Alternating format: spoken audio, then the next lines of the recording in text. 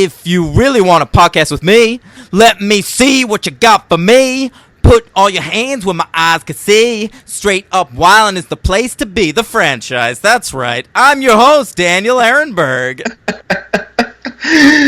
And I'm your host, Henry A. Papali. Welcome to episode 73, folks. Henry A. Papali. What's your middle name? Aurelian. Holy fuck. I think I knew that at some point, but of course you knew that. That is bonkers and a half. I love it. It was one of those middle names growing up with. It was torturous. But then once I became an adult, or even in my mid-teens, and I realized that it was Marcus Aurelius, my dad had rather high hopes for me. Your dad's a little highfalutin. Yeah, he's a very, very intellectual man. And then I read Marcus Aurelius's Meditations, and I'm very happy that I have that name. It's a cool middle name to have. I like it. Must have been annoying. You know, when you're a kid and your teacher, they're teaching you cursive writing, and you have to write your full name. Yeah, I didn't know how to spell. That must have been a pain in the ass, huh? Yeah, I probably just wrote A. What's up with that U being like very similar to W? That's some bullshit. That is bullshit. That's the hill I'm gonna die on today. I like it. Yeah, that's good. Thank you for your service. Okay. All right. Today, hey Henry. Yeah. We are recording this a mere 2 days away from the spookiest day of the year. Yeah, we are. That's true. It's very true. We are. Happy All Hallows Eve. Yes, everybody. What are you going as this year? I will be going as... I got nothing. I haven't dressed up for Halloween in maybe a decade. The last time I dressed up for Halloween, Henry, I was 17 years old. It's been that long since you dressed up? Yeah. Oh, wow. I can't say that. I was 17, and I went as Morrissey. And I had a big pompadour and a trench coat. And Did you walk around saying Happy Halloween? Yeah. Everybody. Were you the most boring Halloween person at every party? I've come to wish you an unhappy Halloween. I hope you have a very uneventful night. I'm referencing real songs, and you're writing Morrissey songs. I'm making shit up. Yeah. Yeah. No one got it. I brought the liner notes from a Morrissey solo album. I carried them around when people asked me what I was. That's great. Yeah. Yeah, I don't even know. I know in 2006 I was the Big Lebowski because I was fat and I had a big beard. Boo. And I had hair. So, I shouldn't say that, listeners. I still have hair. That's giving people the wrong idea about you. Yeah, it really is. I'm thin. I've still got my Brad Pitt like looks. Henry's an eligible bachelor, ladies and gentlemen. Aw. DM me for his phone number, his digits. I actually just got a spiffy new haircut. I got a lot of compliments on it. Yeah. I'm looking forward. I've been going haircutless for quite a while now. I'm growing it out. Oh, good. Yeah. That's cool. You should grow the beard, man. I have been. Have you really? Well, not full beard, but like I used to shave every other day. I know, and now I'm shaving like every 5th day. Okay. So I'm growing out the beard a little bit. I'm very influenced by CM Punk because I've been watching a lot of wrestling from the early 2000s. I get it. Yep. I got it. Yep. Okay. Can we talk about a couple of post-Scream Halloween films? Oh, you got that right, baby. Oh, I'm glad you said it. Holy shit. These movies, they've...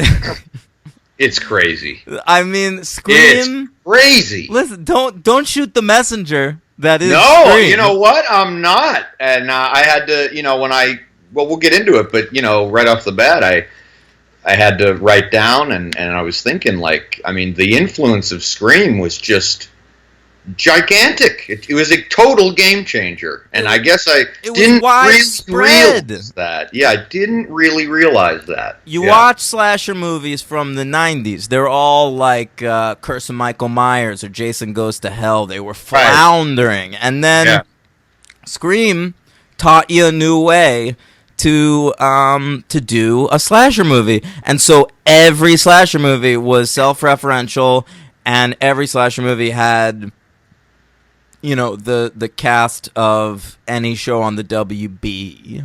Right. And the self-referencing worked sometimes, and sometimes it didn't. And I'll tell you what, I grew up with these movies. I saw a lot of these movies before I saw slasher movies from the 80s. Oh.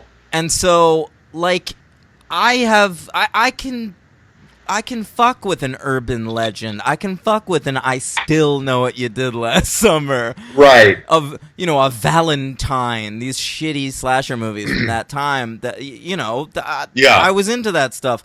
But I will say it was tough going on one of these movies. I'm going to state outright, probably something I've never said right at the beginning of one of our shows, but I'm flexible on one of these, and it's going to depend on what you have to say about one of the movies. Ooh, yes. I'm very interested in this. Yeah, it's on my star rating. I'm not particularly flexible on my view of the movie, but my star rating is very up in the air for one of them. Okay, I have it written, but we'll see. Let's start with Halloween H20, H20, as they wanted it to be referred to. I heard some of the behind the scenes people were mad at the Miramax marketing department. Yeah. Not the first time someone would be mad at the people behind Miramax. And not the last. Okay. Currently, yeah. Yeah. This is a movie that confused me when it came out because I thought it was underwater. Halloween Water, sure. Yeah. Yeah, but it's not. It isn't. Halloween H20, 20 years later, directed by franchise crossover Steve Miner, and written by Robert Zappia and Jewish Matt Greenberg. As opposed to Gentile Matt Greenberg. That's right. Ooh, Steve Miner, you might recall as having directed Friday the 13th, parts 2 and 3. Yes. Part 2 being one of the better Friday the 13th entries. Agreed. We noted at the time the massive difference in direction between the first and second. Yes, and the quality difference between 2 and 3, though. But we didn't blame Steve Miner all that much because the third one was somewhat bogged down with the 3D aspect. That's right. Yeah. That's correct. Yeah. Okay, so written by credited writers Robert Zappia and Matt Greenberg. Robert Zappia, I mean, do we know anything about these guys? Zappia... I don't know anything about Zappia. Yeah. He's a sitcom guy. He's written some cartoons. He's a nobody. Matt Greenberg, I believe, has gone on to other stuff. Yes. All right. Well, that's being generous. Yeah. He wrote Reign of Fire. Liked it. Really? Yeah, we've talked about this movie. It's batshit crazy. It's garbage, but it's really fun. Oh, yeah, we talked about it because the director is somebody, right? Yeah, right. And somebody we covered. And it's got, like, Bale and McConaughey, like, slaying dragons before they were serious actors, quote-unquote. So it's a funny thing to watch now. Yeah, I suppose. He also has writing credit on 1408, which I enjoyed, and Seventh Son, which I remember getting really bad reviews at the time, but I don't know a lot about it. I've never even heard of it. Yeah. Okay, so that's but I mean the elephant in the room of Halloween H20 is Kevin Williamson. Yeah, you should address that because what's the story going on there? Yeah. So Kevin Williamson, the guy who wrote Scream and Scream 2 and Scream 4 and created Dawson's Creek and wrote I Know What You Did Last Summer, he was big time at this point. And a self-professed Halloween fan. Halloween was the biggest influence on Scream. There's, fucking a ridiculous amount of Halloween references in that movie, not the least of which is the actual movie playing in the background for the entire third act. Right. So, those were Dimension Pictures releases. Now Dimension Pictures finds themselves with the rights to Halloween. So, of course, they'd go to Kevin Williamson. Now, Kevin Williamson, at this point, was very busy on Dawson's Creek. Okay. He was working on the first season. Okay. Or maybe the second season, when this movie was being made. And so he couldn't write a full script, but he wrote a fairly long treatment for the movie. Which I remember reading on the internet at the time. Oh, really? Yeah, we've talked a little bit on this podcast about my brief obsession with reading unmade scripts on the internet. Yeah, for sure. Yeah. And that was one of the ones I read. It was pretty good. It was fairly close to what they ended up doing in this movie, except I think it had more to do with 4, 5, and 6, if I remember. And And I remember at the end, it was a big set piece with Michael Myers getting, ripped up in the blades of a helicopter. Okay. That's, the one thing I totally remember. Wow. And he also did some script doctor work on here. I mean, it's so obvious from the snappy snap dialogue. With the teenagers, yeah. I think especially, yeah. There's, Kevin Williamson dialogue ticks that I noticed straight off the bat. The overuse of the word obligatory. The obligatory use of obligatory. Yeah, and he likes to start monologues with someone saying, "It occurred to me today." That's in almost everything he's ever written. So I wrote down just those two classic Williamsonisms. Yeah. Yeah. Okay. So he's around. He doesn't get a writing credit, but he gets an executive producer credit on this movie. Yeah. The movie was offered to John Carpenter to direct. Right. But he was still feuding over profits for the first couple movies. Yeah. Or for the whole franchise, I guess, because he created it. And so he was asking for $10 million to direct. Yeah.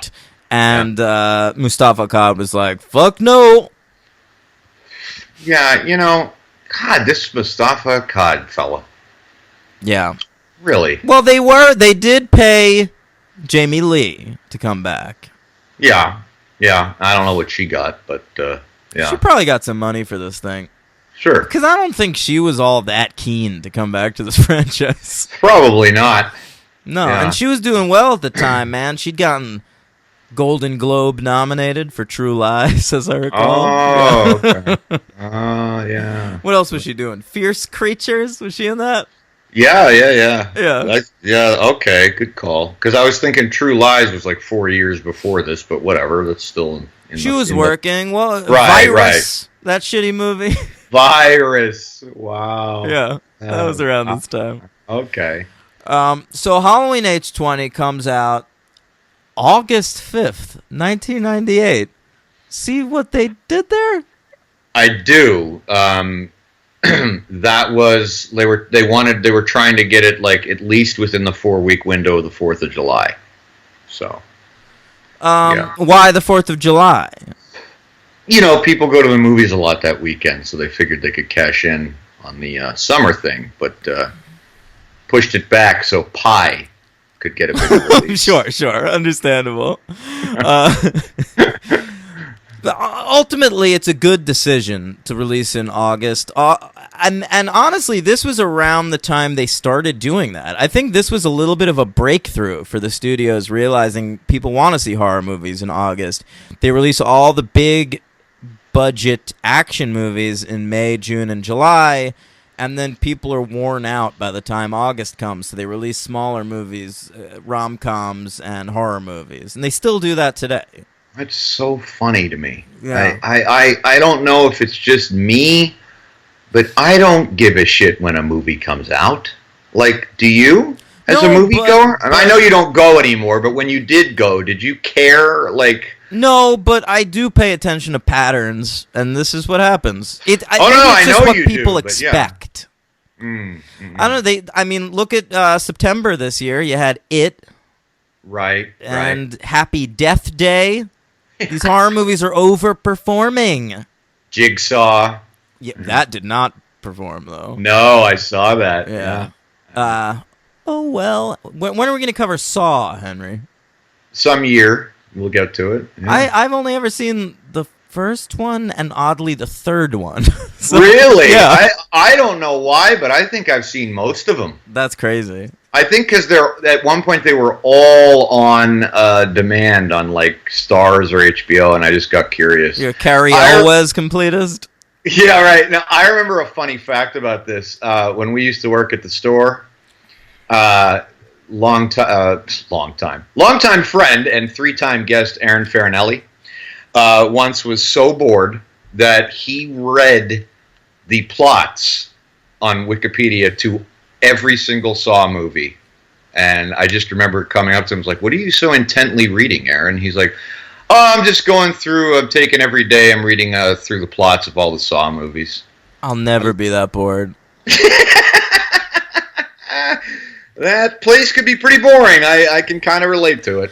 No, that's true. I found the website once that had the plots of every X-Men comic, and I remember reading that at Barnes & Noble. Wow. Yeah.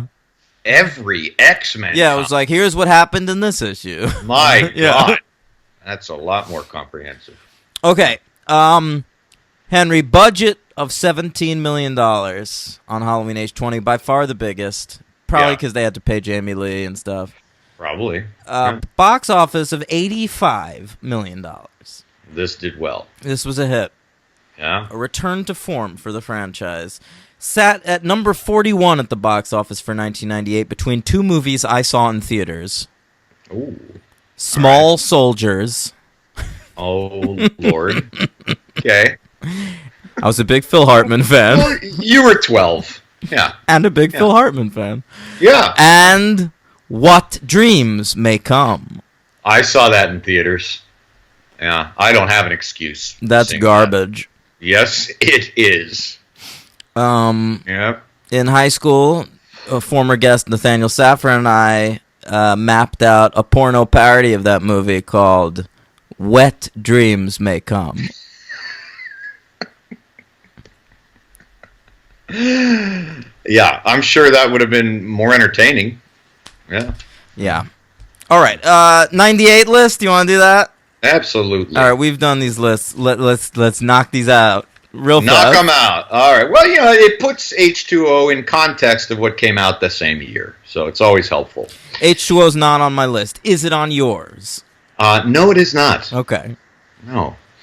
Number 10, Bullworth. Number 10, Snake Eyes by Brian De Palma. Oh, my. Number 9. Should be higher. I'm a little surprised. It's not higher. Yeah. Maybe I was standing next to you and you were getting... That's almost definitely what was happening. I got a little gun shy on Snake Eyes. Yeah. Number 9, American History X. Number 9, the aforementioned Pi. Oh. Number 8, Buffalo 66.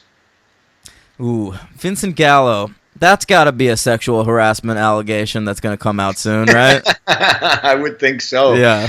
For Brown Bunny, right? He's a scumbag, right? I think so. Speaking of sexual harassment, here's something. Can I tell you a story? Sure. I realized something today. What's that? That Matthew Vaughn is the only non-sex offender to direct an X-Men movie. Is that right? Isn't it? The other guys, too, besides Bryan Singer? And Brett Ratner. Because he did? I don't know what you're... There have been rumors. Mm-hmm. There have been rumors. And let me tell you, I have an in on the Brett Ratner sexual harassment. Ooh, well, he's been on the show. What, did he contact you personally? No, but someone did. You ready for this? Yeah. Because I'm not talking the Wolverine movies. Okay, I was going to say, because there's directors all over the place. I have no news about James Mangold. Right. Yeah. Okay, so you mean strictly the... Okay, all right, go for it. Bryan Singer, Brett Ratner, Matthew Vaughn. Only Matthew Vaughn has not sex offended. Okay. So, I tweeted almost as a joke the other day, can't wait till the Brett Ratner sexual harassment allegations come out. It's going to be very satisfying. Right.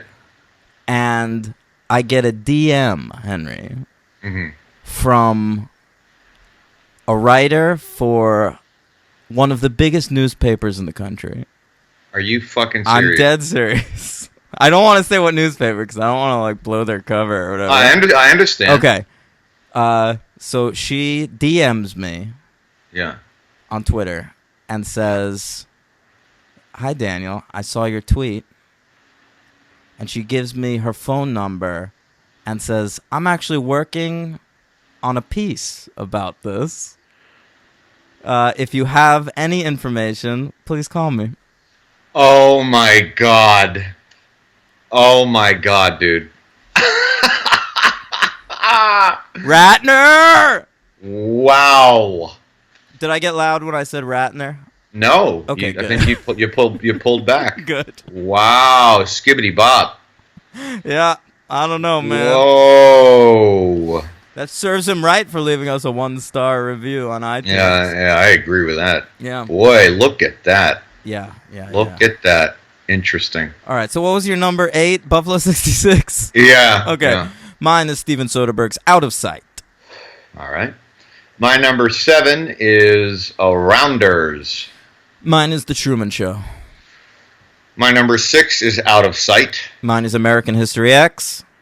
My number 5 directed by Tony Kaye, another fucking maniac. He sure is. Yeah. My number 5 is Rushmore. My number 5 is Run Lola Run. My number 4 is Pi. My number 4 is Buffalo 66. Very similar lists here. Yeah. My number 3 is Run Lola Run. My number 3 is Todd Solondz's Happiness. Yes. My number 2 is The Thin Red Line. Also my number 2. And the number 1 movie of 1998, no regrets here, The Big Lebowski. Ugh. Yeah, we've talked about it. Okay, Yep. my number 1 is Rushmore. That's totally, good. Good list. Thank you. Halloween H20, 20 years later. We begin on a nostalgic note. We've got Mr. Sandman playing. Yeah. Harkening back to Halloween 2. And then, hey, there she is, Rick Rosenthal's wife. Oh, really? Yeah, I don't remember that. From the first 2 movies. Oh, the nurse. I forgot they were married. Yep. Yeah. Thanks to Joey Butts. Remember? He gave us that information. That's right. Yeah. Right. So she, her house has been broken into, okay? Yeah. Her files. I don't know why this nurse has like all these fucking mental hospital files in her parlor. I guess Loomis left them with her. Oh, right. She was taking care of Loomis before he died, apparently. We're killing off Loomis off screen, which is nice. And continuing the trend that we had in Jaws, where Brody is off screen, but his beloved photograph is there to remind us. So we have a picture of Loomis. Yes, don't forget Will Smith in Independence Day Resurgence. Right. I knew there was the other one I couldn't remember. Yeah, my favorite. With a voiceover not by Donald Pleasance, but somebody doing a Donald Pleasance impression. That's not true. Yes, it is. It sounds like Donald Pleasance. It's believe me, he comes up later. There's some clips from the first couple movies. That's what fooled me. In that voiceover. Right, sure. No, It's not him. Yeah. Okay, so she's nervous about this break-in. So she finds some neighborhood street toughs, hockey players, played by Joseph Gordon-Levitt, a very young JGL in his Third Rock from the Sun days. One of your favorite actors, right? Yeah, he's not doing stupid voices to sound more grown up yet. Right. You know, he's just a kid. He's inoffensive in this movie because he, you know, once he started to think of himself as like an actor, that's when he got annoying because, as we all know, Joseph Gordon-Levitt is a horrible actor. And so when he's actually trying, it's impossible to watch. Yeah. I'm thinking of 3 movies right off the top of my head where he puts on a voice. Snowden. Yeah, he's doing a real stupid voice in that. Oh, this is me, Joseph Gordon-Levitt. Oh. That's the dumbest one because it's not. Hold on. All right, that's fair, but let me tell you why I think of the 3 I'm going to say. It's you got Don John, you got Snowden, and you got Don John. It's me, right. Don John. Right, and you got The Walk. Yep. Oh, hello, it's me, Joseph Gordon-Levitt. Correct. Yeah. So to me, Snowden was the dumbest one because. Right. Did you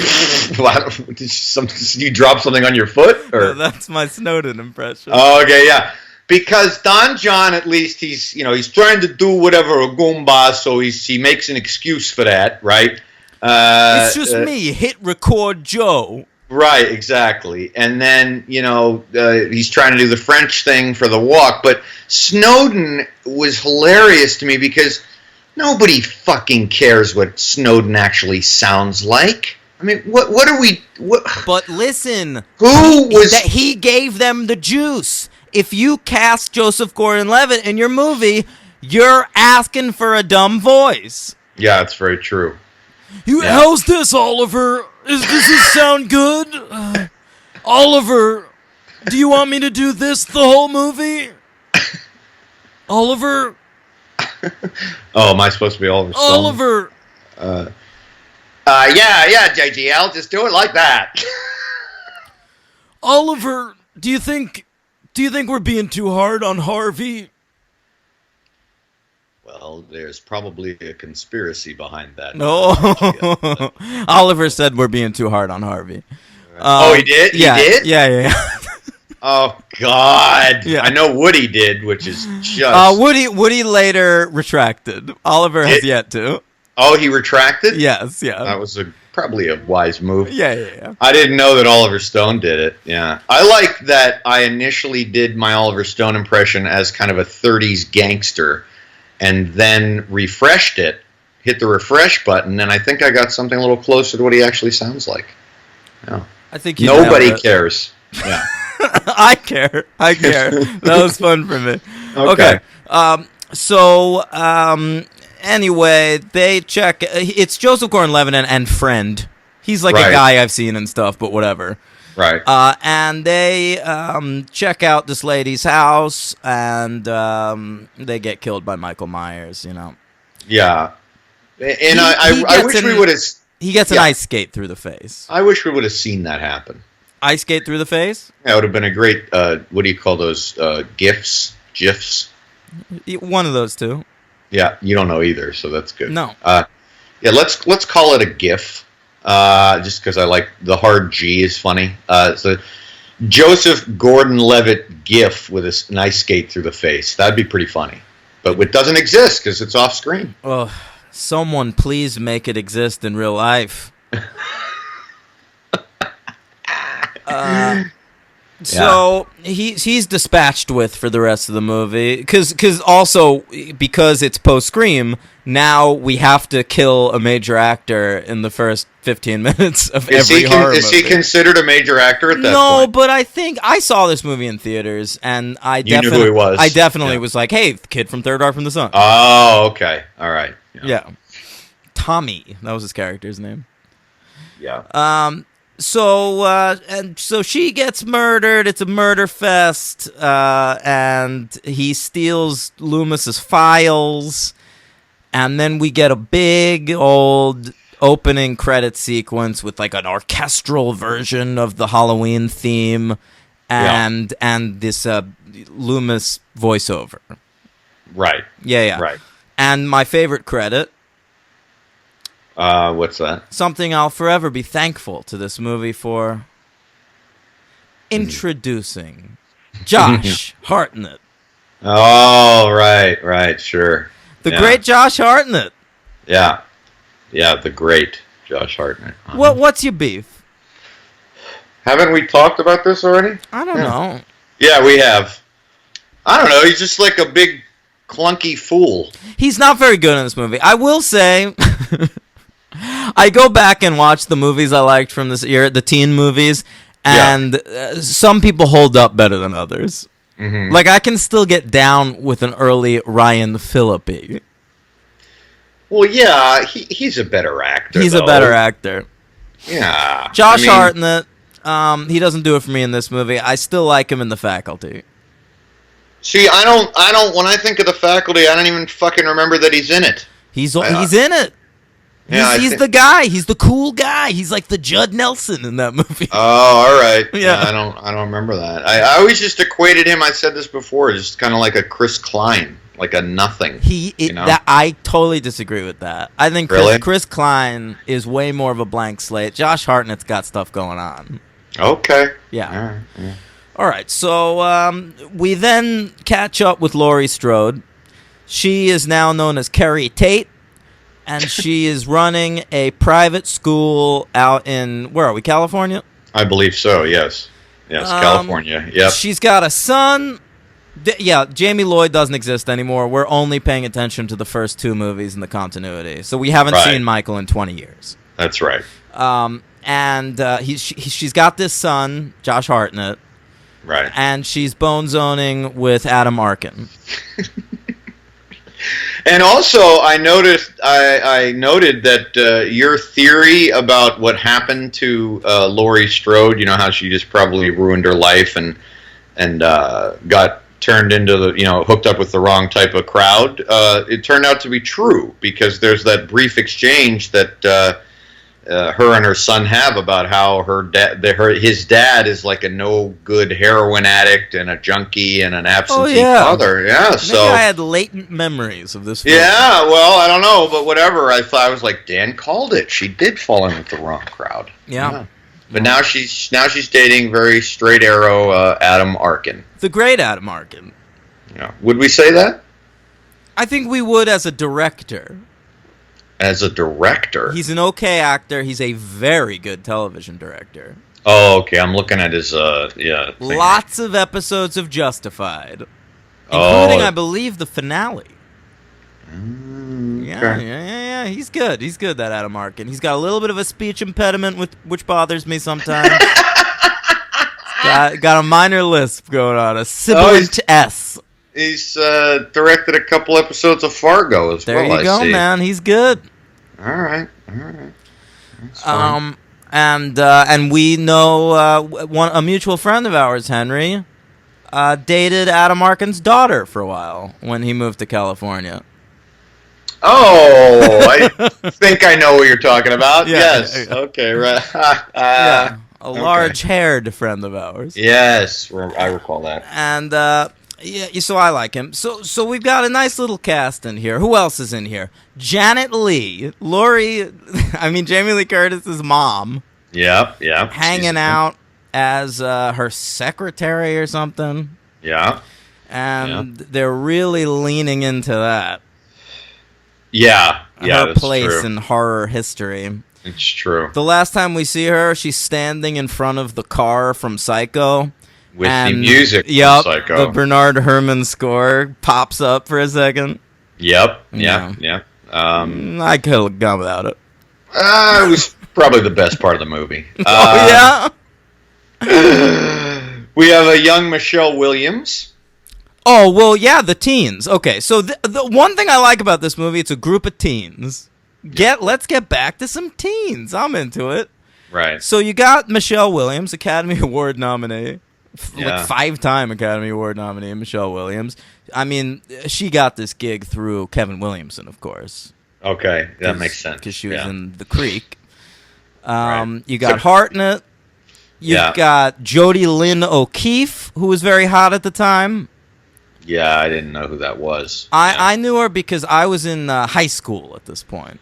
Mm-hmm. And I remember a year... Actually, maybe she wasn't known when this movie came out, but a year later, She's All That came out. And Okay. she's like the hot popular girl in that movie.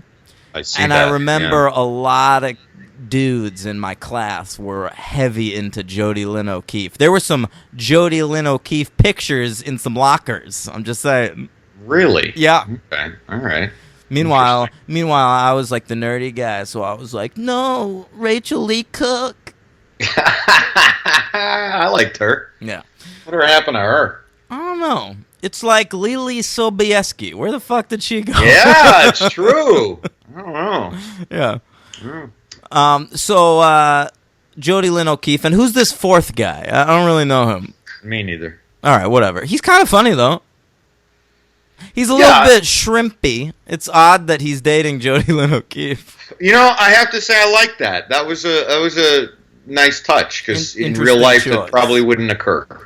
Yeah, he's played by this fella Adam Han Bird, who I believe was big. He was like hot at the time because he was in like the Ice Storm. I remember.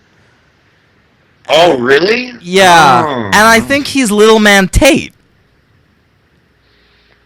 Oh my God! I think you're right. Wow! Did you just pull that out, or did you look? I remembered right, Ice Storm. I remembered Ice Storm. I looked up Little Man Tate. Jesus, he's a little kid in that. Yeah. Wow. He's a little man. And franchise crossover, he was Jules Brown in Back to the Future Part 3. Mm-hmm. And future franchise crossover, he was in Jumanji.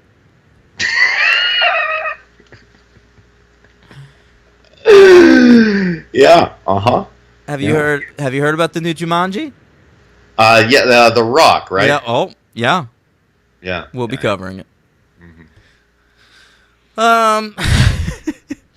So the whole crux of this film, it all takes place on one day, Halloween Day, and Lori is having a rough time because it's a tough day for her, understandably.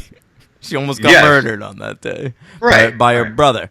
And so she's a real barely functioning alcoholic in this movie.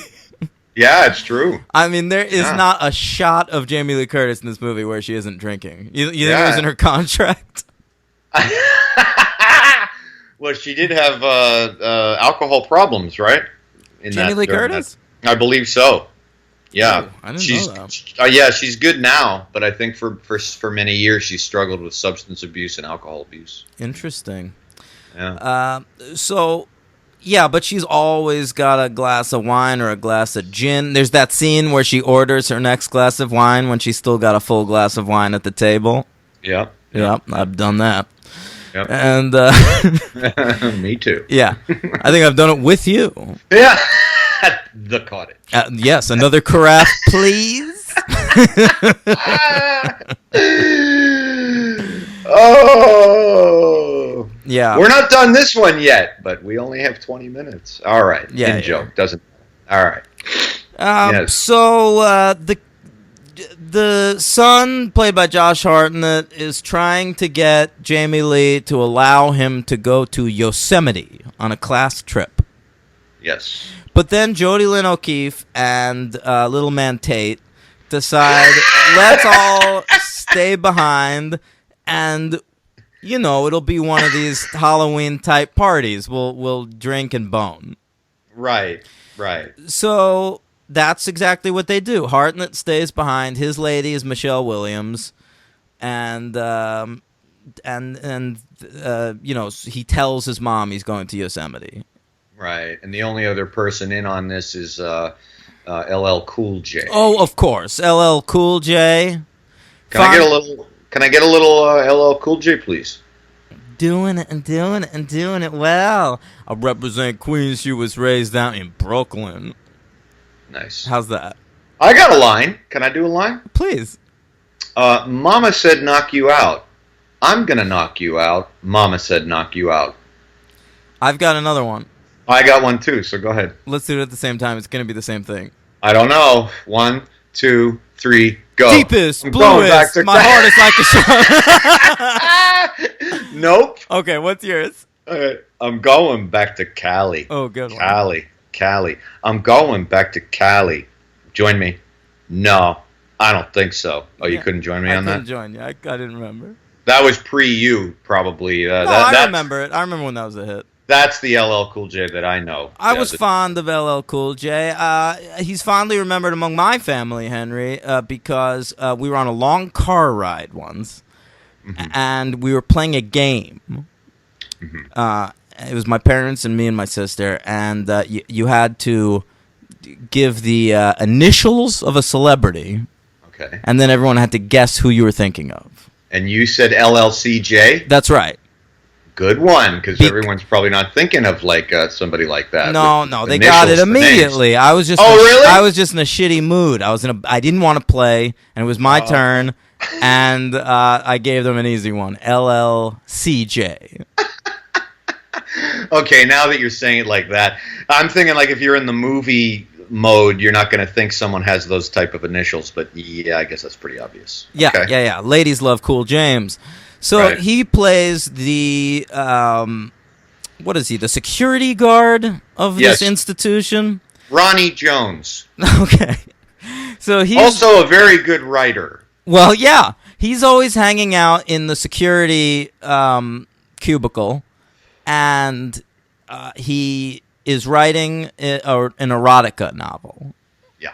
And he's constantly on the phone with his wife, reading her passages from the novel.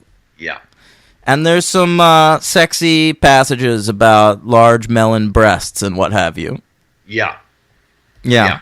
I like this character. He's a fine, nothing horror character. Yeah, I mean, he's okay. Should have died. I agree with that. Yeah. I knew he wouldn't. I had an inkling. I predicted correctly who would survive in this movie, just from the vibe I was getting right from the beginning. I haven't usually done that so far, but I guessed it. LL is a horror movie immortal because he's also one of the very few survivors in Deep Blue Sea. Yeah, same year, right? Could 98. Be. Deep Blue Sea might be 99. Oh, you could be right. Yeah. I saw Deep Blue Sea in theaters on my birthday. So Right. it was definitely 99 because 98, the movie I saw in theaters on my birthday was Basketball. Right. Okay, naturally. Yeah. Yeah, got it. So Michael is running rampant through this place. He's stabbing folks. What do you want? It's an 86-minute movie. Yeah, there's really not much else going on. Not much to it. They're running through the school, and of course, Laurie has some really dumb shots of where she's imagining that it's him behind her, and it's not. Yeah, I mean, there's too much of that in this entire series, honestly. Yeah, but it's really overdone here. I thought the meta vibe here was just so overwhelming. Probably less to you, but definitely to me. I get what you mean, especially after watching 6 of these in a pre-Scream era. Like this one, it's just so clearly a sea change in how horror movies are made. That's right, and I think that it has to be put into perspective of how how we always watch these movies. Like if I went into this without having those and just being like, 98, and that would be different. But coming into this, with the expectation of a Halloween movie, be it bad or good, it still throws me when something massive happens like that. I made a nice note. When Laurie is teaching her class, on presumably literature. I had to pause it because on the blackboard behind her, there's a quote from a writer, and it's actually one of my favorite poets. Rainer Maria Rilke. No, but that's a good one. I'm just guessing. Yeah, no. W.B. Yeats. It's an Irishman. Come on. Sure. Obviously, nobody on the set was a fan of any sort of poetry because It is his. They spell his name at this very highfalutin academy. Yates? Yes. Oh no. Oh no. And so I was actually so convinced that this couldn't possibly be an oversight by anyone on any movie that I Googled alternate spellings. Like, I figured, oh, what is it, an old Celtic spelling? Is it some kind of Anglo's? No, it's just wrong. You're giving Steve Miner way too much Way credit, too man. much credit. Yeah. W.B. Yeats. Yeah. So, I'll tell you what, Jodie Lynn O'Keefe, she gets it first. She tries to escape Michael using a dumbwaiter, second movie in a row to use it, or no, it was 5 that had a dumbwaiter, right? That's right. Yeah. So we're getting another great dumbwaiter spot. Extremely. And I thought this was a pretty effective death. He breaks her leg first, and it's pretty brutal. Yeah, it is. It's rather graphic. Yeah, I like that sequence. Meanwhile, Josh Hartnett and Michelle Williams are somewhere else in this building. They have a lot of candles lit, and they're making out to the Creed song, "What's This Life For?" Yeah. Boy. That's what you do in 1998. If I didn't like the movie already, as soon as I heard that, I liked it even less. Yeah. Henry, Creed, what's this life for? What a deep sentiment that is. What a piece of shit. Yeah. What's this life for? War.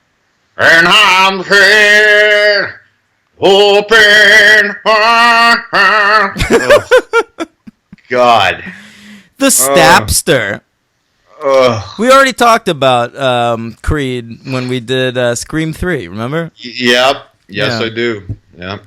They wrote a song for Scream 3. Luckily, this one is just jacked from that big album they had, My Own Prison. Sure was. Remember the song My Own Prison? Could have been dead on a Sunday morning. Oh, my God. Yeah. Oh. So, also, then Little Man Tate dies. He's the second one to get it, right? You think his hand is gonna get taken off in a drain pipe or something? And right, yeah, yep. And then Michael Myers just asks him a very complicated algebra question, and Little Man Tate answers it, pisses off Michael Myers, and then he offs him, and that's how that death goes. And then he comes out of the board game 40 years later with a beard. All right. So Jamie Lee Curtis finally gets wind that Michael Myers is on campus, and so she's running around all over campus with Adam Arkin. She's confessed to Adam Arkin that she is not Carrie Tate; she is Laurie Strode. Yeah. Which he takes pretty well. Yeah, he's got a boner. He's just like, oh, all right, yeah, You can take anything well when you have a boner. Yeah, no problem. Yeah. So he's running away there, and they see in the distance a shadow. All right, they think it's Michael Myers. Adam Arkin takes out a gun, shoots the shit out of this shadow. Turns out not Michael Myers, LL Cool J. Now this is an interesting twist on a white cop killing a black civilian. Because it's a white civilian killing a black cop.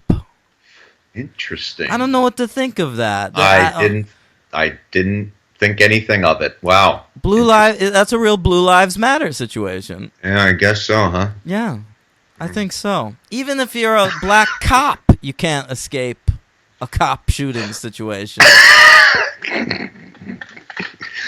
From a college professor, nonetheless. Yeah. Around this time, everyone gets reunited. The two best moments of the movie, to me, are Laurie's confrontations with Michael. So, one, when there's that moment where they see each other through that little porthole Yes. the window, and he gives her a little head tilt like from the first movie. Yeah, they're using the head tilt a lot, man. Well, you're only saying that because we see it again in Resurrection. No. I meant to mention it in the other movies. That's really been overdone in every movie now. That there's at least one head tilt. It's iconic. Oh, exactly. So don't fucking do it over and over again. Yeah, I hear you, but I think this one worked. And even better than that, I think, is when she sends Hartnett and Michelle Williams away fairly unceremoniously. They just disappear from the movie. Right. True. And she decides to stay and just fucking screams at the top of her lungs, Michael! Yeah. And the Halloween music kicks in. I get pretty jazzed. Mm-hmm. Nothing for you? No. Okay. Then we get the sequence where she's trying to hide under tables in that classroom, which apparently was supposed to be in Halloween, one of them. Maybe the fourth one, and they didn't have enough money for it? They didn't have enough money for classroom desks? No, just like throwing tables all over the place. Oh, okay. Yeah. Wow. And ultimately, Laurie ends up putting Michael through a table like she's one of the Dudley Boys or something. I don't even know what that means. But, Wrestling reference. Okay. Yeah. Yeah. But Michael gets put into a body bag. Yeah. So we think. Uh-huh. Well, we'll get there. In this movie, Michael is put into a body bag. Right. And she pulls a gun on some officers, steals the ambulance that Michael's in, drives it out to the middle of nowhere, rolls it down a cliff. She's fine. Michael is pinned against a tree branch, and Laurie cuts his head off. End of movie. Yes. I would like to point out, I like the in the Wikipedia plot summary, in the scene you just described, it says, Laurie, comma, knowing that Michael is not really dead and is extremely difficult to kill, comma, grabs the fire axe and an officer's gun and steals the van. I love whoever wrote that writing is extremely difficult to kill. Well, it's true. It is true. Yeah. That's accurate. It's a very literate way of putting it. Yeah. Mm-hmm. Hey, I would go so far as to say he's whoever unkillable. wrote that got the commas right. I'll say that. The sentence structure is fine. Yeah, that's fine. If not the content. Yeah. So she decapitates him. We see his eyeballs a lot. I didn't care. I remembered that being a really powerful moment, and the effects work or whatever it is, maybe model work they're using in that scene. It's terrible. Yeah, it doesn't work. You see his eyeballs a lot in these two we're covering. Yeah, and it takes away a lot of the if any mystery left. You know, it's just like, oh, there's the guy in the mask who's got Why is it that the mask never once looked good again after the second movie? I don't know. And why can't they just pay William Shatner for the rights to use his face and plaster up a new mask? I couldn't agree more. I don't get it. I mean, I don't understand it. It's so simple, you would think, and it's just. It's never the same. It's never the same. Yeah. What do you give Halloween H20? Well, I'm bendable on this. Here we go. I mean, we'll see what happens when we get to the review. I guess it sort of depends on Resurrection. But going by Resurrection... We're not going by Resurrection. We're going by H20. These reviews must stand on their own. 1 star! Yeah, I didn't think I would, but I would have been persuadable to a 2, which is the point of this, which is when we get to Resurrection, I might be persuadable to a 2, but I'm at a 1, man. I really thought it was shite. I didn't expect to think it was this bad. I wasn't ready for it to be this bad, but I really did not enjoy any part of this. And I think the meta thing really ruined some of it for me.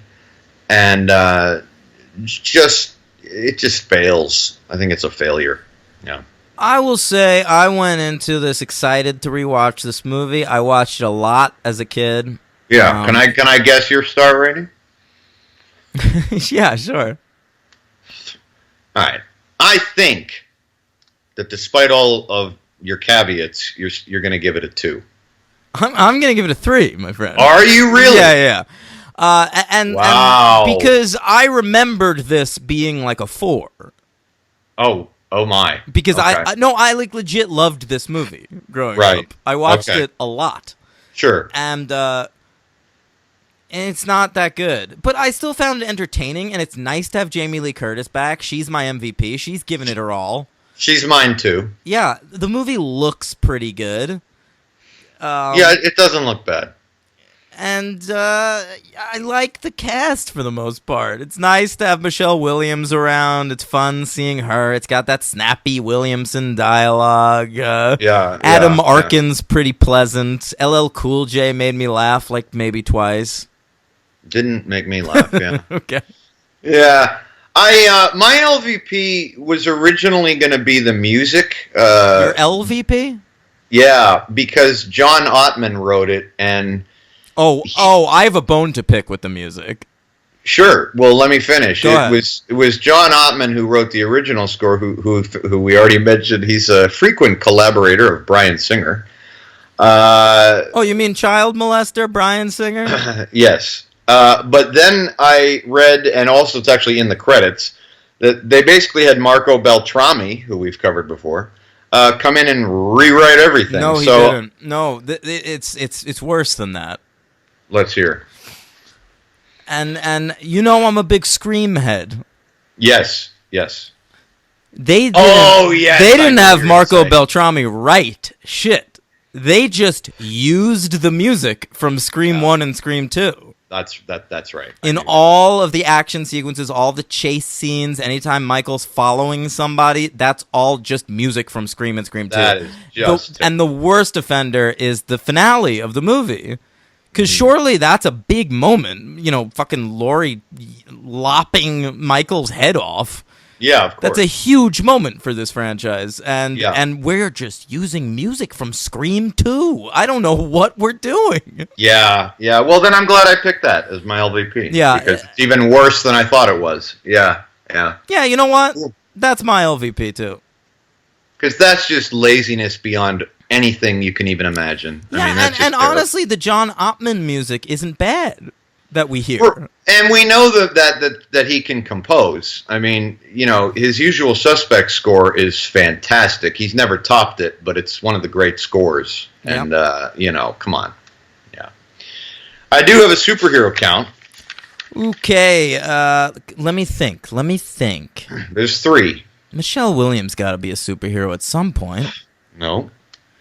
I'm going to top you. Wait, maybe you... Okay, go ahead. All right, I'll start with the least interesting one first. That would be Tom Kane, who is the voice of Sam Loomis in the beginning. What? Okay. Yeah, he's done a million fucking voiceovers, and I'm not going to name every cartoon, but I'll name the characters he's played. Okay. He's played Magneto, Iron Man, Doctor Doom, Centurion, Stingray, Ultron, Commissioner Gordon, and many more. Big ones. This is what this guy does. Yeah. All right, now the other 2 you should get, I would think, based on what you said about both actors who were both mentioned. Okay. At one point. You going to try or no? Oh. Well, you can get JGL. JGL? Oh, right. He's in Dark Knight Rises, right. Yep. Like, not Robin. I don't know what he's doing in that movie. I like that storyline, but it's a little... He's Robin, not Robin. Yeah. All right, and then the one that I would think you might have gotten was your girl, Jodie Lynn O'Keefe. Oh, yeah? What's she? She was in The Crow Salvation. Oh, a Crow movie. Okay, I never saw that particular Crow movie. Yeah, they pop up, those Crow movies, man. They do. We see them a lot. We do. I have another one for you. Ooh, I missed it. What? Okay. Let me pull it up. Or maybe I didn't. Here it is. I don't even know what this is. It's like an unaired Batgirl TV show. Really? Okay. Or maybe it's just a pilot that never got made or something. Mm-hmm. But there's a Batgirl thing out there somewhere, written by Lil Man Tate. Get the fuck out of here. There you go. Well, writers don't count, but that's good. That's a good one. He's an actor, though. No, but I had that a couple weeks ago where one of the guys was involved in the writing of a superhero thing, but I didn't include it. If we see Justin Theroux in something, he doesn't count for superhero count because he wrote Iron Man 2? He is also in one of them, though, isn't he? Oh, I don't know. I don't remember. I wouldn't count him. Okay. I make the rules. You do. Superhero count is yours. Yeah. Good find, though. I'm not going to... That's a great find. Thank you. Yeah. Jesus Christ. Yeah.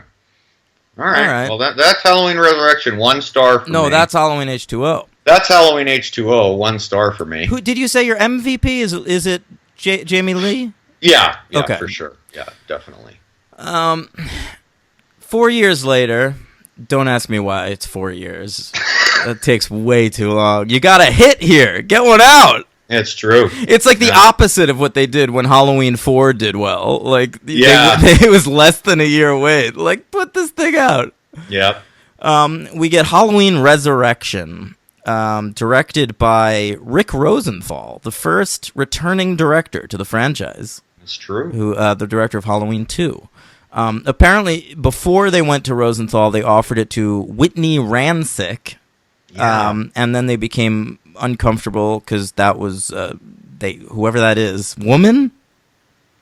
I would have thought. I thought Whitney was a man, but I don't know who. It's probably a man. I don't see them offering any. I don't see Mustafa Akkad offering jobs to women, frankly.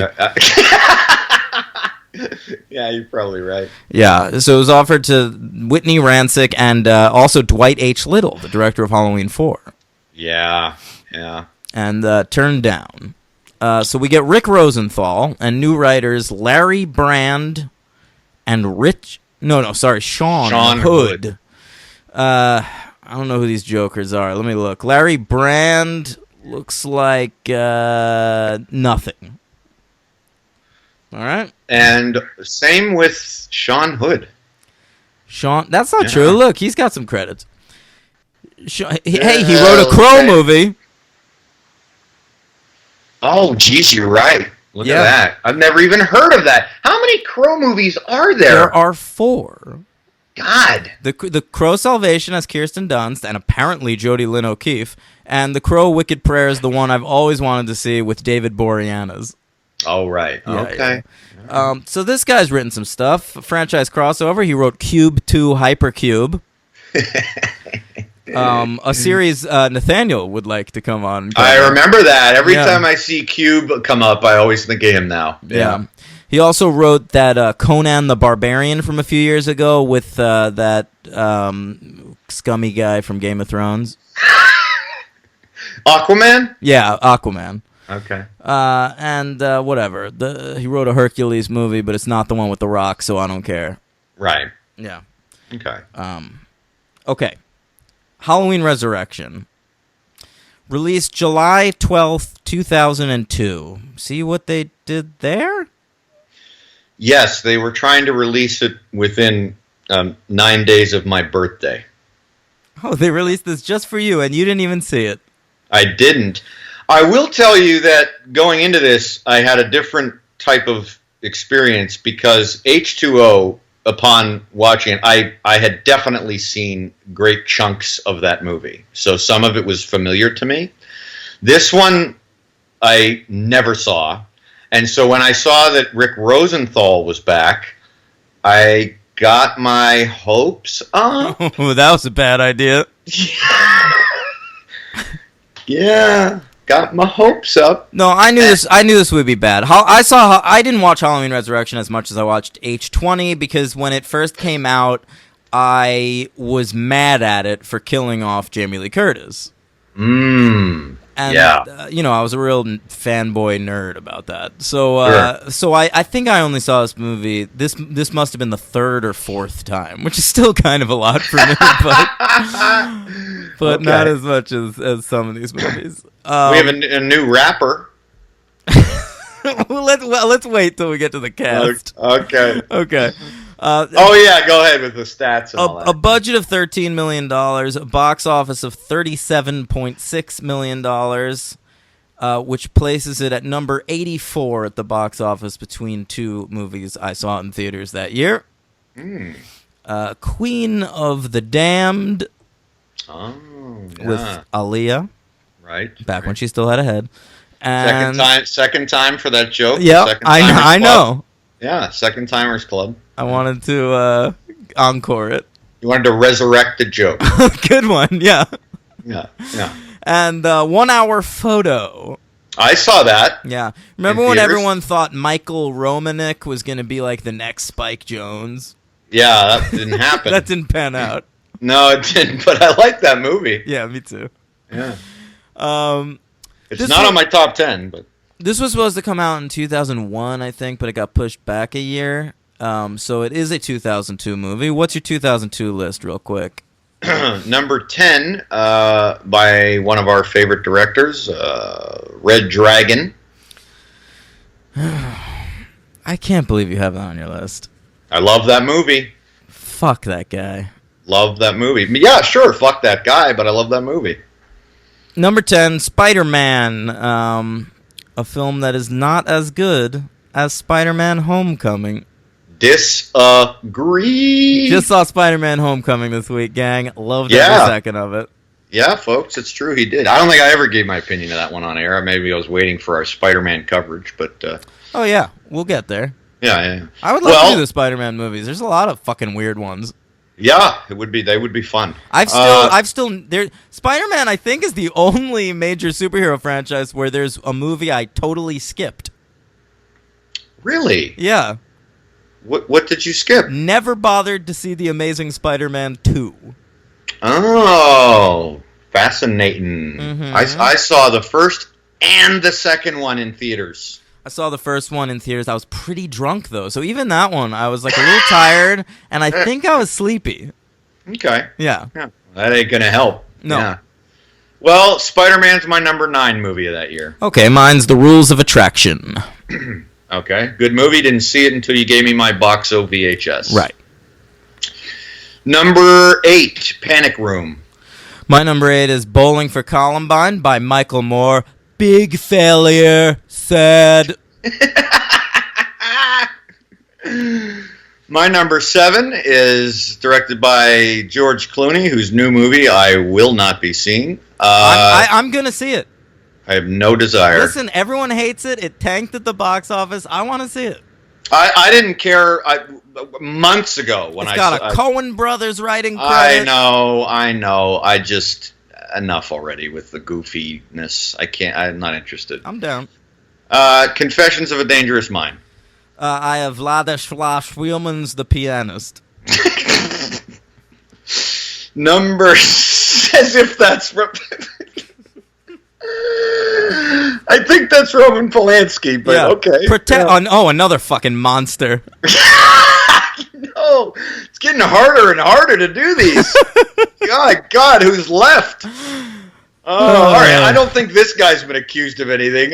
Number 6, Danny Boyle's 28 Days Later. Okay. My number 6 is longtime monogamist Paul Thomas Anderson's Punch Drunk Love. Oh, is he a longtime monogamist? He's been with Maya Rudolph for a long time, right? Oh, that's true. Yeah. My number 5 is Bowling for Columbine. My number 5 is Confessions of a Dangerous Mind. My number 4 is Signs. My number swing away. My number 4 is Adaptation. My number 3 is About Schmidt. That's also my number 3. Huh. My number 2 is Gangs of New York. My number 2 is Far From Heaven.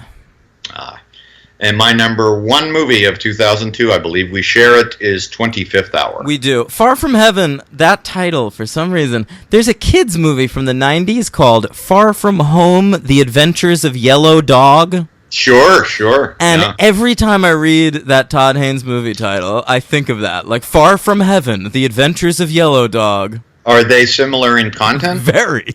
That's what I thought. Very similar tonally. That's what I thought. Yeah. The colors are vibrant. Yes. Yeah. Okay, so Halloween Resurrection.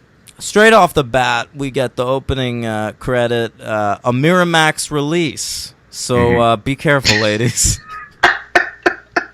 You don't want to get a Miramax release. Oh God, this show is going to be so hard to do from now on. Oh God. I think it's easier to do. Yeah, maybe you're right. It's just more material. So we get a flashback, sort of reconfiguring the ending of Halloween H20. A little bat. Oh my God! I just fell into another one who's just been accused. Who? I was George H.W. Bush. Yeah, Yeah. I was really just off the cuff doing a Bush impression, and there you go. Yep. The 93-year-old in the wheelchair. Yeah. Just gonna cop a feel.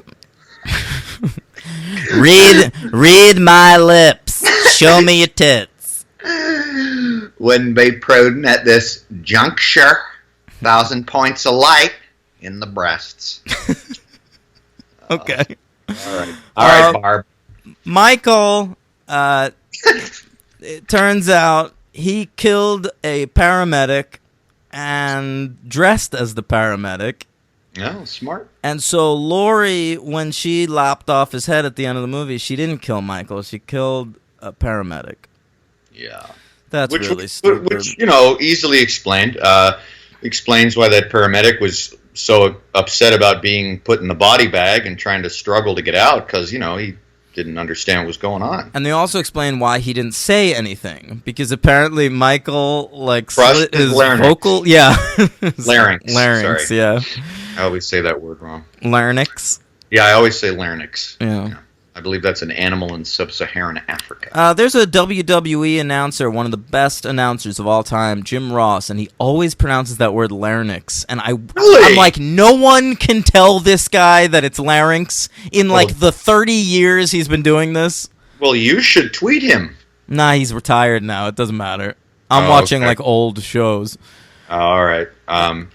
But I have to say, despite that little plot reconfiguration, I actually liked the first 19 minutes of this movie. You're a maniac. I like the stuff where she's catatonic, or supposedly, and in the sanitarium. Well, I like the part where Michael, dressed as the paramedic, just sort of wanders into the woods like Bigfoot.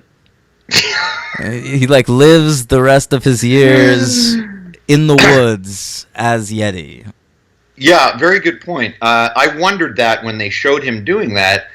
It was a rare example of showing Michael Myers kind of just being resigned to waiting a couple of years to come back. Like, you'd think that the Michael Myers I know would have just kept going. But this guy's like, you know what? It's enough excitement for one night at this California college. I'm exhausted. I need a break. I'm going to bow out. Yeah. See you in a couple of years. We already know he can survive in the woods, so he's fine. Yeah. Yeah, it's fine. So, yeah, she's in a sanitarium, Lori.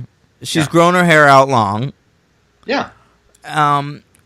Lots of security cam footage in that sequence, which reminded me of the hospital in the second one. Rick Rosenthal loves security cam footage. He loves that, and he loves characters slipping on blood. He does love which that. Was a little throwback there later. Yep. Yeah. That happens again. Yeah. Michael rampages through the sanitarium. He finds Lori. He headbutts through a door to find her. He drops down from the ceiling at one point. This is something he developed in Halloween H20O, and he does it again in this movie. It's a new move. He's apparently the best at pull-ups now. It's very impressive. Yeah. I mean, I don't know if he was lying parallel on the ceiling the whole time with one arm sustaining his body weight, but however, he pulled it off, I was impressed. Yeah. I was very impressed. Which is really, I got to say, I'll say right now, we'll get to it later, but, Michael Myers, an impressive figure. He can do calisthenics, gymnastics, and then later on, I'm going to say it right now, folks, I started to feel some pity for Michael Myers. Yeah, we'll get to it. You might say he's in shape. Ooh. He's in the shape of his life. Yeah. So it ends with Michael and Laurie. They're suspended from the roof. She's about to fall. She kisses Michael on the mouth. Gross incest. Incest is best.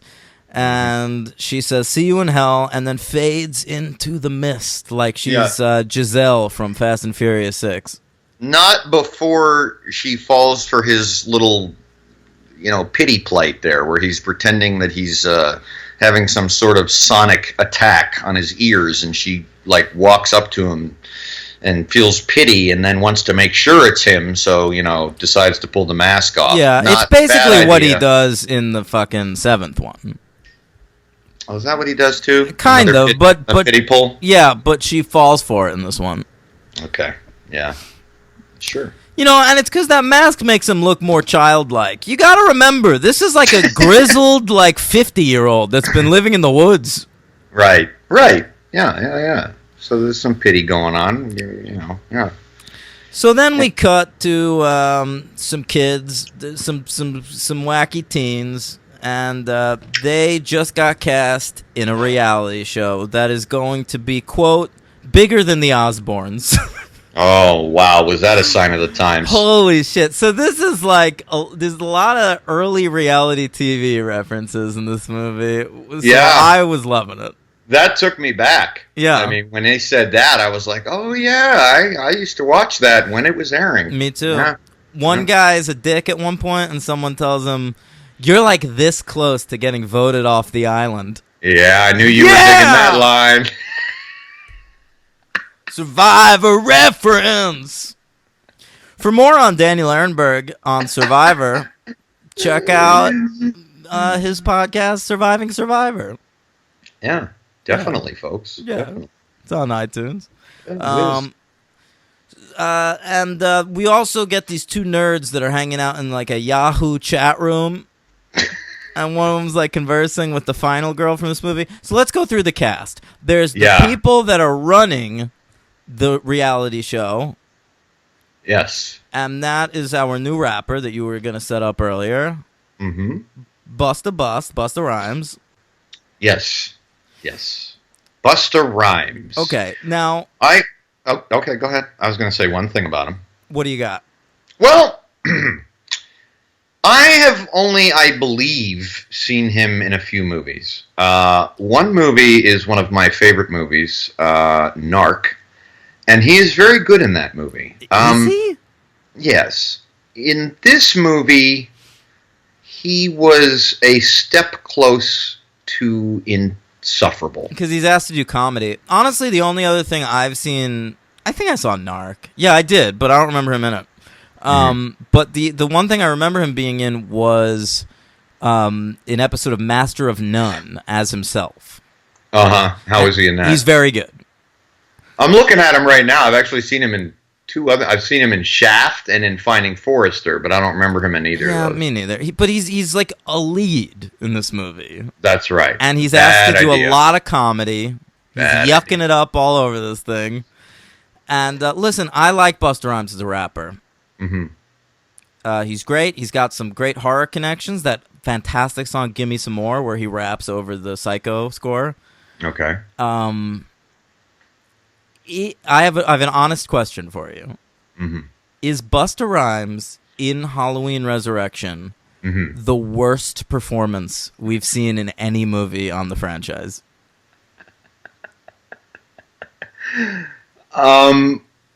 You know what? I can answer that with something I wrote. It's my last line of note-taking for this film. Okay? I hope it's the same as mine. I don't know, but here's what I wrote. Mm-hmm. Some of the worst acting across the board, bar none. And I underlined bar none 3 times. I don't. Part of me wants to blame the script for some of the bad acting in this movie because there are actors in this I like. There's an actor in this I like, but for the most part, I thought they were all pretty terrible. Yeah, I did too. But Busta Rhymes, my last, just for collateral, my last note of the movie was a quote from Busta Rhymes: "Trick or treat, motherfucker." Yeah. That was great. That was a great line. So, who else is in this cast?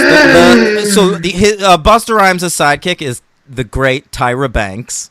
Oh my God. Who's a really bad actor. Oh my God. She ruined those 3 episodes of Felicity that she's on. Oh, really? Yeah. I She's wouldn't know. love interest to Scott Foley very briefly at the beginning of season 3, gang. Okay. Hey, there are people who are going to check that out because you said that. Maybe. I hope so. Yeah, Fingers crossed. Fingers crossed. I am saying that I like this one actor, but I really say that based on one thing that I've seen him in, but he was really good in it. Are you talking about Luke Kirby? Yes. Yeah, a.k.a. John Stern from Rectify. AKA, that's not what I meant, but you're absolutely right. Which means there's 2 things that I like him in. One, I would never have heard of had you not told me about it, which was Tell Me You Love Me. Oh, yeah, he's the dark young guy on that, huh? Excellent. Yeah, that's a fucking great show. If you've never seen that, it's probably on HBO Go. It probably is, folks. Tell Me You Love Me, 2007. Only had 1 season, right? Yeah, 1 season. I think 8 or 10 episodes. And excellent. That shit used to make me cry and rethink relationships. That shit is great. It is and great. Some memorable actors that hit it big later in life. A dramatic Adam Scott. Yes, that's right. It's got Penny from Lost. It's got this guy. Oh. Lots of good actors. All right. Okay. So, who else is in this movie? The final girl is a girl named Bianca Kajrlech.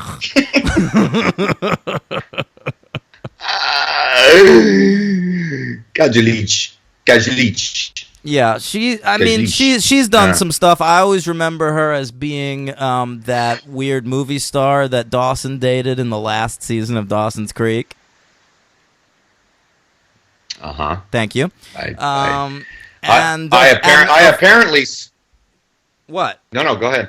And we saw her recently, go Henry. ahead. We saw her very recently in the new season of Curb Your Enthusiasm as the hooker that he gives advice to. Oh, okay. Yeah. Because I watched that before I watched Halloween Resurrection, had no idea or context, and then when I saw her in the credits as in that, it just says Paula, and I didn't remember who that was. So I recognized her on Curb, and IMDb'd her, and I was like, oh shit, Dawson's Creek and Halloween Resurrection. Wow. Yeah. Good call. I also, she was in a movie, a good low-budget horror movie called Dark Was the Night, 2015, and she was in that, and I didn't know that it was her either. So she's not a bad actress, but she's okay. She's not good in this. No, she's not. She's really boring. Honestly, this is a movie where the cast are people that have been cast on. They're all playing people that have been cast on a reality TV show, and so they should all be very dynamic personalities.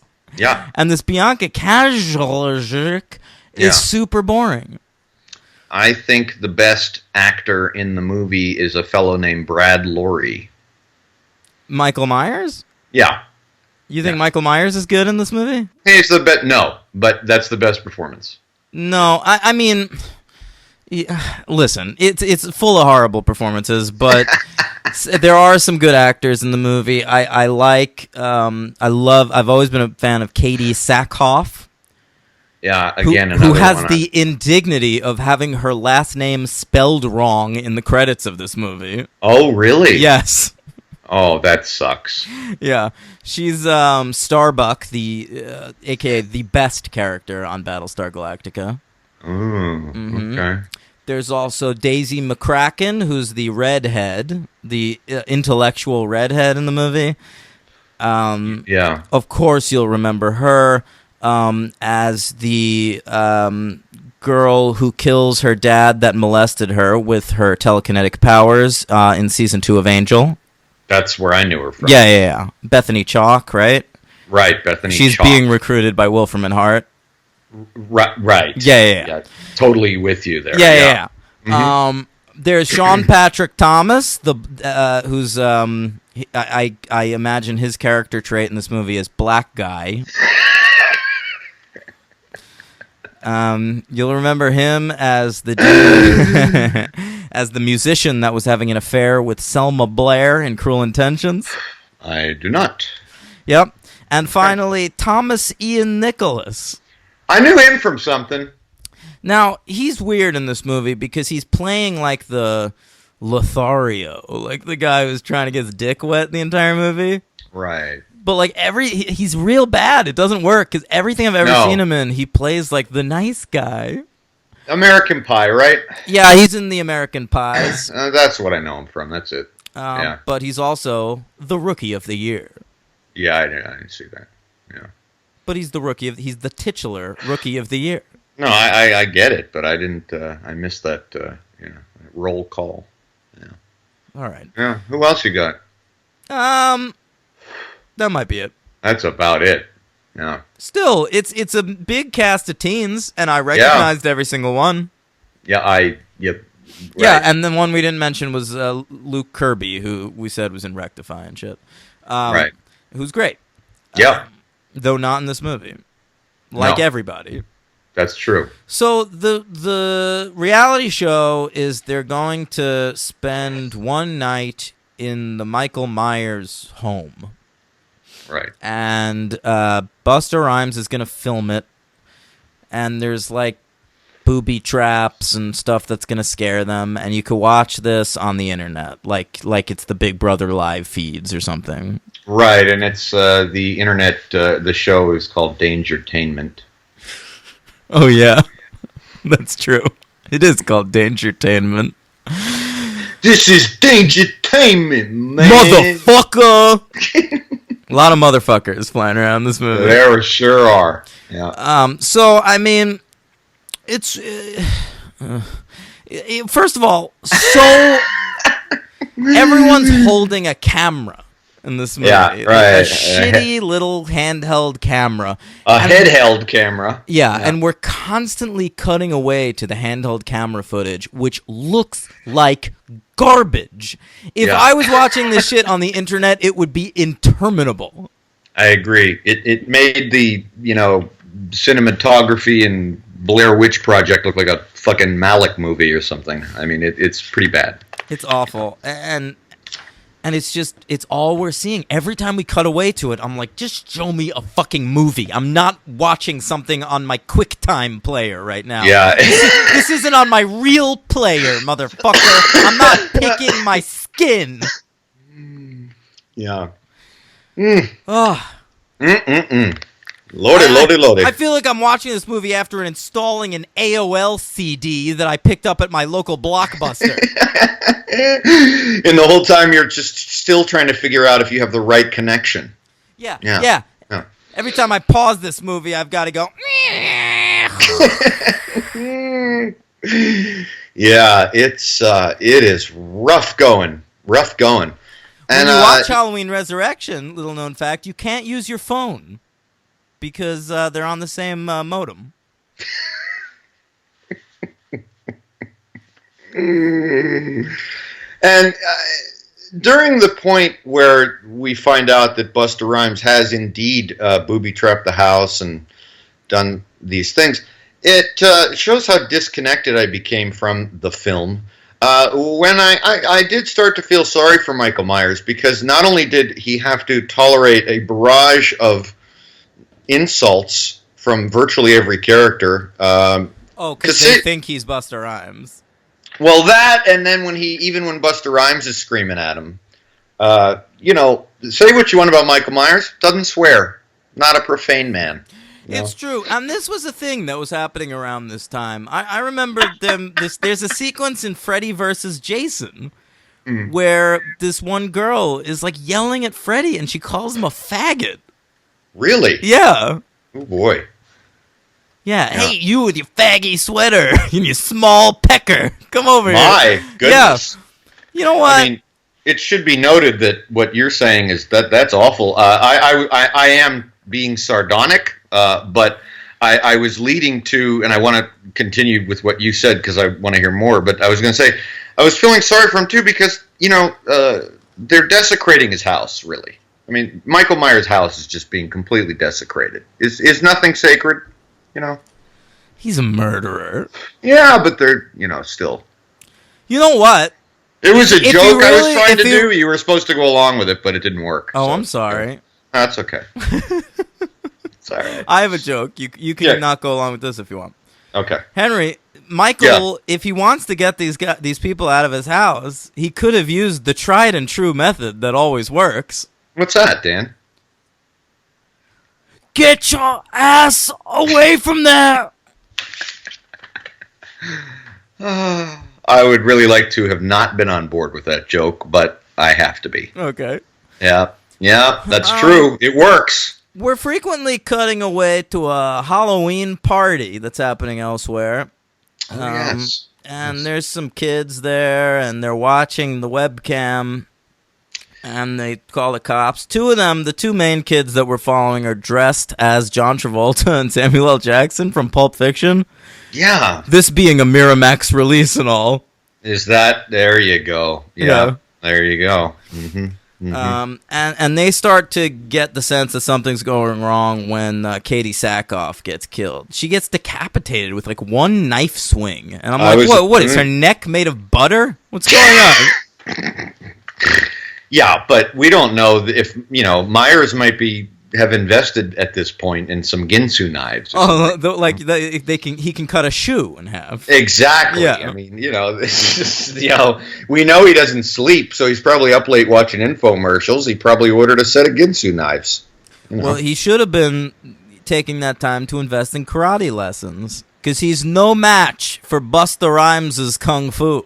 What was that whole I thought thing? It was a joke. Like he was going to do some karate moves and then Michael Myers was just going to stab him in the face. Right. But it works. Busta Rhymes beats Michael with karate moves. He kicks him in the chest with a roundhouse Jackie Chan move. Yep. Yeah. Or whoever he's following in that. Remember he's watching. Yeah, he's watching some kung fu movie. Oh. And if you're going to do that, at least cast a member of the Wu-Tang Clan. Can I get some RZA or something? I'm not Method Man. He's a good actor. He's get Method Deuce Man right now. Sure. Yeah. Absolutely. Agreed. Yeah. We do get a webcam head tilt. Oh God. Yeah. Oh my God. Just atrocious. What an atrocity. Oh.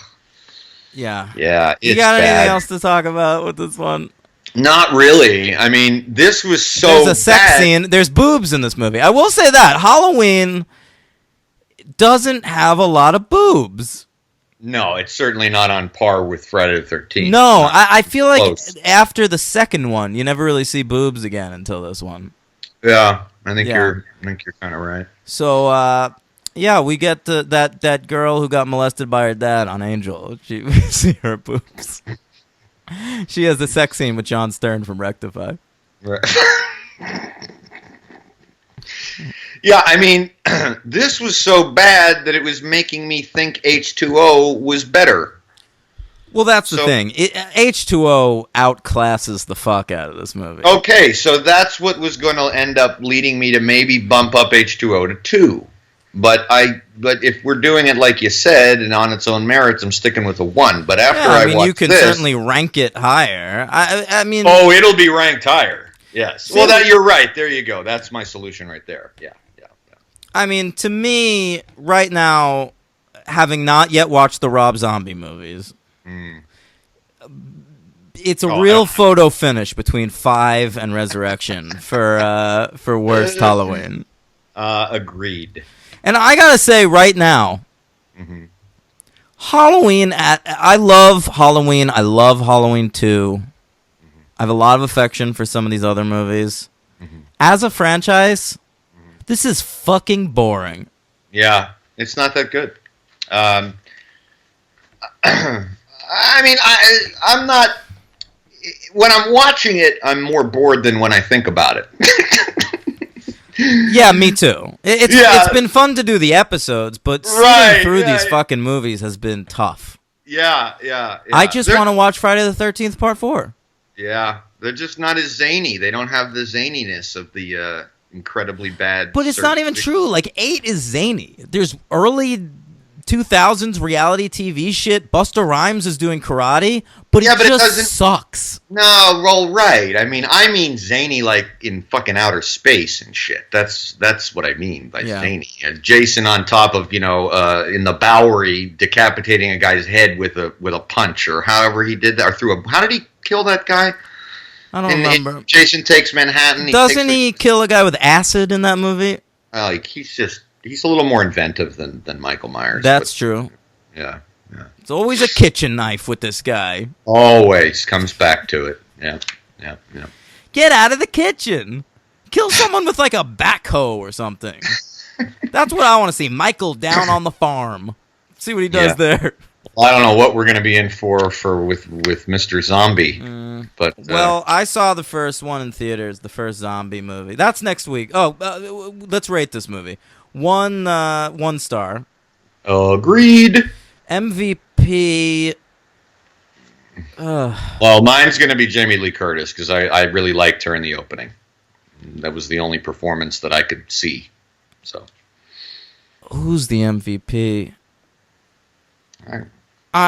Katie Sackhoff charms me. I'll go with her. Okay. It's not a good performance, but it's just like, hey, it's like the Paul Rudd performance. Like, hey, that guy. Oh, all right. My LVP is a clear finisher of Busta Rhymes. Mine too. Oh my god. Yeah, I mean he's just so bad. So bad. I do have a little superhero count here. Okay. I got 4. Okay. Brad Lorry, who played Michael Myers, was a stuntman in X-Men, Catwoman, and Smallville. How about that? Katie Sackhoff. Oh, the great Katie Sackhoff. What was she in? Well, right now, apparently, she is in The Flash, playing a character named Blacksmith. I watched that show. What season? Does it say? I didn't write that down. I could easily find it. I might have seen her on that show. It might have been a one-off, and I just don't remember. Yeah. She was also in the couple of cartoons. I did see one of them, Batman Year One. She played Detective Sarah Essen. And in a cartoon called Superhero Squad, she played She-Hulk. Oh, that's one of those little kitty cartoons, sure. Oh, is it? Okay. Yeah. The guy who plays the guy on the computer following their every move and texting her the whole time, Ryan Merriman, was in an episode of Smallville. Okay. He's a guy I've seen and stuff. Oh, yeah. And finally, the African-American nurse Wells, in the very beginning of the movie, was in an episode of Smallville. Her name's Lorena Gale. And more importantly, she was in the fantastic movie from 2005, The Fantastic Four. Oh, yeah. She's a character actress. I've seen her in a lot of stuff. R.I.P. She's actually dead. Oh, yeah? Wow, sad. Yeah, she died young. Yeah. You missed one. I have another one. All right. Sean Patrick Thomas, the black fella from the main cast. Mm-hmm. He's a voice on that CW animated show Vixen. I didn't know that was a superhero. That's a DC character. Really? Yeah. Well, that's why I didn't count it. I didn't know that. Yeah, there you go. Oh, isn't that a web show? No, it's on their like streaming division or something. Oh, okay. All Yeah, right. yeah. Good pull. Thank you. Okay, that's it for the week. Come back next week. We're covering Rob Zombie's Halloween and Halloween 2. And wrapping up this franchise, we'll be rating and ranking these babies. And oh, yeah. Yeah, I saw Halloween 1, the first Rob Zombie one in theaters. I came close to walking out. Yes, I have a similar story. I will save it for next week. Okay. Oh, yeah, maybe I will too. Okay. Yeah. Because there's more to that story. But, and Halloween 2 I've not seen. So that's the only part of this franchise I'm watching for the first time. Looking forward to it. Oh, wow. Yeah, me neither. I haven't seen it either. Yeah.